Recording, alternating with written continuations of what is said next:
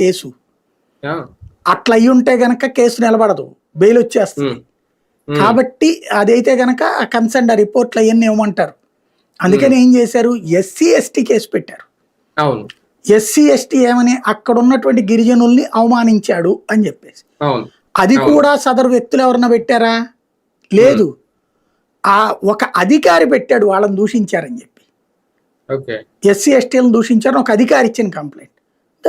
That means automatically fabricated కదా.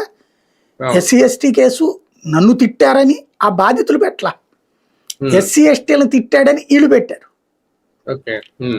ఆ aspect లో లోపల పెట్టారు. ఇప్పుడు దీని పాయింట్ అడ్డం పెట్టుకుని ఇక ఒక ప్రొసీజర్ చేస్తారు. ఇప్పుడు ఆయనకి బెయిల్ రానియరు. ఎట్లాగా, ఎస్సీ ఎస్టీ కేసులో అంత తొందరగా బెయిల్ రాదు, మినిమం 3-4 నెలల దాకా బెయిల్ రాదు. దానికి తోడు అతని మీద ఆర్మ్స్ యాక్ట్ కింద కేసు పెట్టారు. ఏదైతే ఈ క్వారీల్లో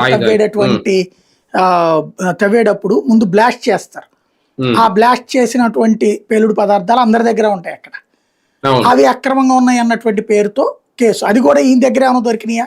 లేదు. ఈయన అది వినియోగించి తవ్వాడు అన్నటువంటిది. అవి రెండు కూడా ఫ్యాబ్రికేటెడ్ అక్కడ ఆటోమేటిక్గా.